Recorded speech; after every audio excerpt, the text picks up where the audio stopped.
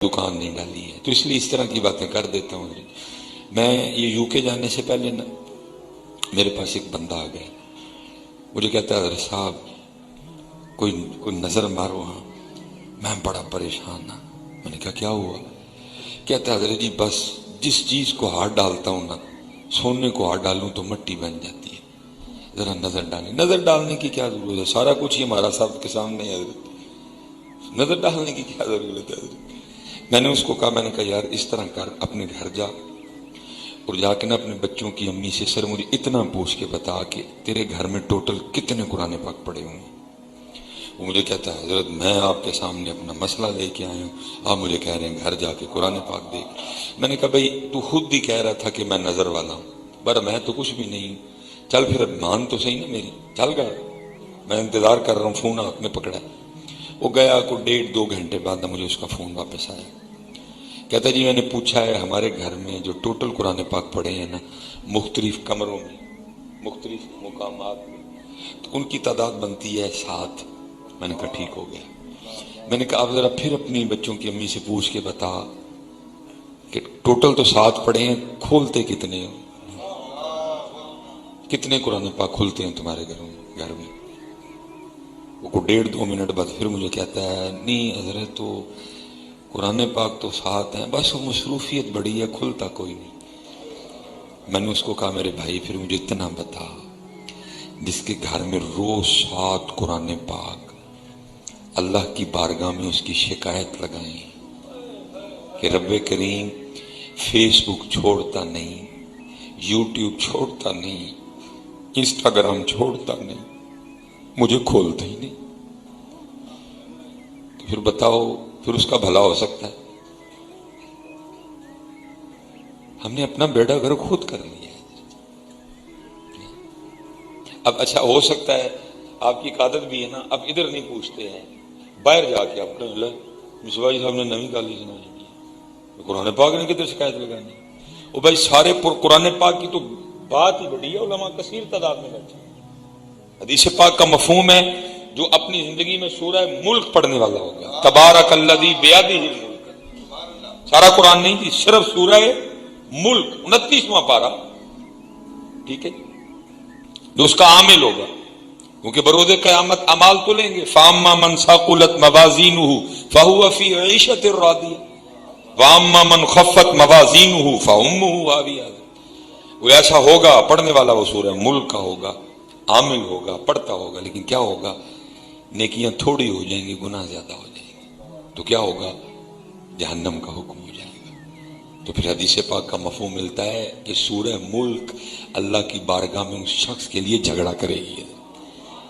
رب کریم یہ تو مجھے پڑھتا تھا، یہ تو مجھ سے پیار کرتا تھا، میں تو نہیں اس کو جہنم میں جانے دوں گی۔ اگر تو نے اس کو جہنم میں بھیجنا ہے تو پھر اس طرح کر کے پھر مجھے بھی قرآن پاک سے نکال دے۔ اب اللہ تو سورہ ملک کو قرآن پاک سے نکالیں گے نہیں، تو پھر کیا ہوگا؟ صرف سورہ ملک پڑھنے کی وجہ سے اس شخص کو جنت میں بھیج دیا جائے گا۔ تو حضرت اگر تب سورہ ملک اللہ کی بارگاہ میں جھگڑا کر سکتی ہے تو کیا آپ سارا قرآن پاک اللہ کی بارگاہ میں شکایت نہیں کر سکتا؟ حضرت وہ کرتے ہیں، کرتے ہیں۔ اس لیے تو پھر اقبال نے کہا تھا، اور اللہ میں نے حضرت صرف ابھی قرآن پاک کا نام لیا، میں نے ان مسلوں کا نام ہی نہیں لیا۔ کوئی پھپھو لے کے آئی تھی عمرے سے، کوئی خالہ لے کے آئی تھی، کوئی ماموں لے کے آئے تھے، کوئی تایا ابو لے کے آئے تھے، کوئی دوست لے کے آیا تھا بطور تحفہ۔ ہمارے گھر میں ڈھیر لگے ہیں مسلوں کے، کبھی آج تک کسی نے کھول کے سجدہ ہی نہیں کیا حضرت کسی مسلم، وہ بھی شکایت کرتے ہیں۔ میں نے ابھی حضرت تسبیحوں کا نام نہیں لیا، کوئی پھپھو لے کے آئی، کوئی تایا لے کے آیا، کوئی ماموں لے کے آیا، کوئی بہنوئی لے کے آیا، کوئی بہن لے کے آئی، کوئی فلاں لے کے آیا، کوئی فلاں لے کے آیا، گھر میں ڈھیر لگا ہے تسبیحوں کا، ابھی میں نے ان کا تو نام ہی نہیں لیا۔ وہ بھی روز اللہ کی بارگاہ میں شکایت کرتے ہیں، رب کریم موبائل چھوڑتا ہی نہیں، مجھے پکڑتا ہی، مجھے کھولتا ہی نہیں، اللہ کیا دے گا حضرت یہ موبائل؟ لیکن کمال لکھا کسی نے، اے قرآن نورانی شیشہ تے حق دا راہ وکھاوے، جو اس نو پڑھ کے عمل کماوے سدھے جنت جاوے۔ اور حضرت ہمیں سب سے بڑی صدا بھی اسی کی ملی ہے کہ ہم نے قرآن چھوڑا ہے۔ قرآن لو انزلنا هذا القرآن على जबल लराइतहु खाशियम मुतसद्दियम मिन खशियतिल्लाह। हमने वो छोड़ा है फजूल तरीन काम छोड़ दिया। मैं ये पीछे भी कहता हूं, दुख होता है जी, हम सफर करने वाले लोग सारा दिन सड़कों पे रहते हैं, फ्लैक्सें लगी हैं बड़ी बड़ी, क्या जी कनाडा में तालीम हासिल करने का बेहतरीन मौका। अल्लाह की कसम दिल दुखता है वो यार जिन्हों दे कोल कुरान होए वो कनाडा पढ़न जान दे, उनके पास कुरान है। बताओ मुझे भाई, वो कुरान तुम्हारे पास है कि कनाडा वालों के पास? कुरान तुम्हारे पास है कि यूके वालों के पास? कुरान तुम्हारे पास है कि ऑस्ट्रेलिया वालों के पास? वो कुरान तो तुम्हारे पास है। होना तो ये चाहिए था ऑस्ट्रेलिया वाले तुम्हारे पास आते, आके कहते भाई तुम्हारे पास कुरान है, इसमें लिखा है तिबियानन लिकुल्ली शै। तुम्हारे पास कुरान है जिसमें लिखा है वला रत्बिन वला याबिसिन इल्ला फी किताबिन मुबीन। हमें भी पढ़ाओ।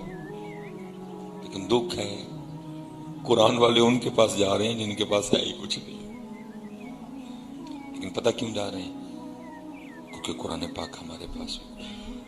कुरान पाक तो अलमारियों में पड़ा है, कुरान पाक तो गिलाफों में लिपटा पड़ा है। कुरान रह गया वो दम के लिए, कुरान रह गया फूकों के लिए, कुरान रह गया तावीज़ों के लिए, कुरान रह गया महफल में बस इब्तदा करने के लिए थोड़ा सा पढ़ दिया बस, बाकी अल्लाह अल्लाह खैर सल्लल्लाहु। बाकी किधर है कुरान?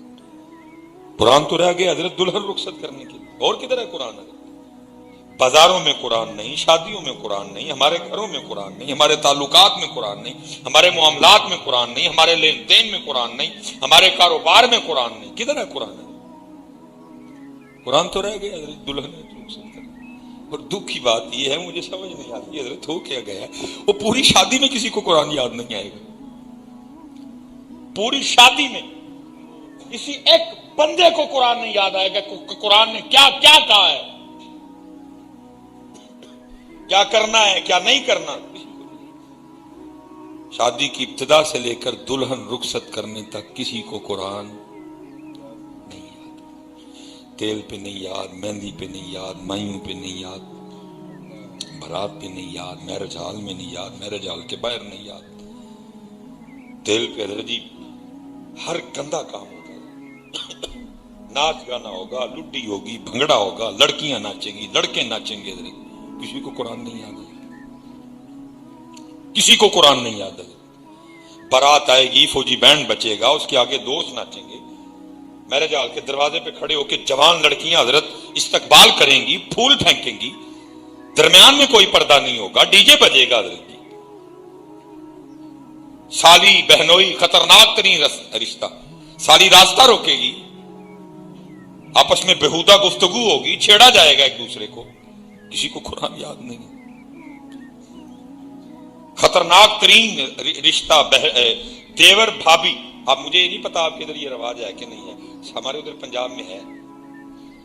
क्या करते हैं, जो देवर है वो भाभी के घुटने पे बैठता है, गंदा रवाज है।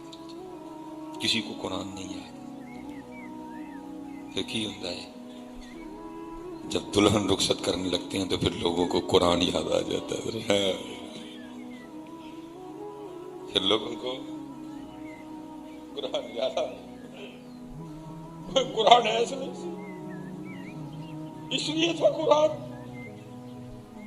है, तेल पे नहीं याद आया। तब किधर था कुरान? जब नाचे थे तब नहीं याद आया? जब जवान लड़कियों को खड़ा करके उनसे फूल फेंकवाए थे तब नहीं किसी को पता था? दुल्हन रुखसत करेंगे तो कुरान याद। मुझे नहीं पता जी उस वक्त कुरान क्या कहता होगा रब की बारगाह में। ये कैसे कैसे लोग हैं। तो फिर क्या हुआ कि सजा ये मिली कि कुरान वाले उनसे पढ़ने जा रहे हैं।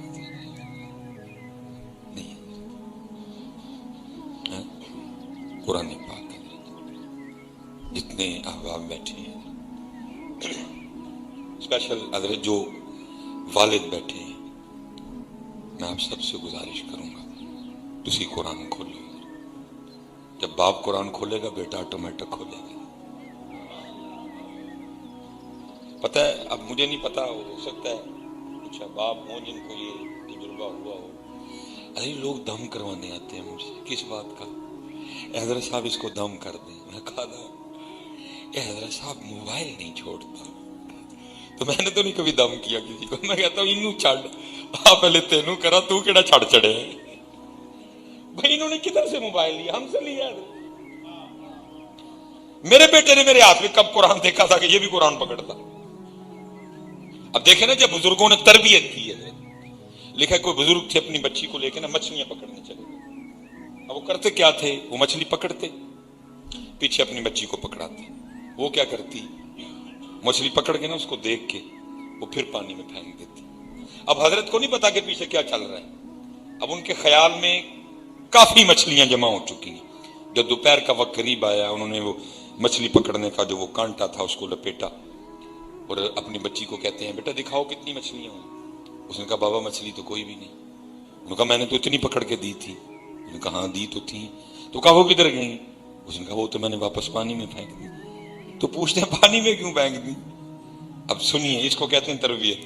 جب کبھی ہوا کرتی تھی وہ کہتی ہے بابا آپ روز صبح ہم سب کو نہیں یہ کہتے کہ وہی مچھلی جال میں پھنستی ہے جو اللہ کی یاد سے غافل ہو جاتی ہے.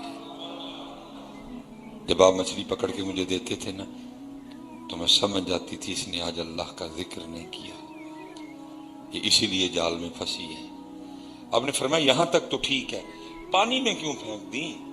تو کہتی ہے بابا پانی میں اس لیے پھینک دی ہم نے نہیں کھانی غافل مچھلیاں، کہیں غافل مچھلیاں کھا کے ہم بھی غافل نہ ہو جائیں.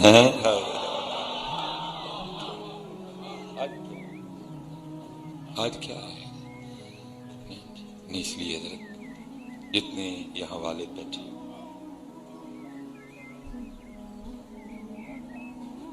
یہاں جتنے بھی والد بیٹھے میں سب سے گزارش کروں گا بھائی والد بنو اور اپنے بچوں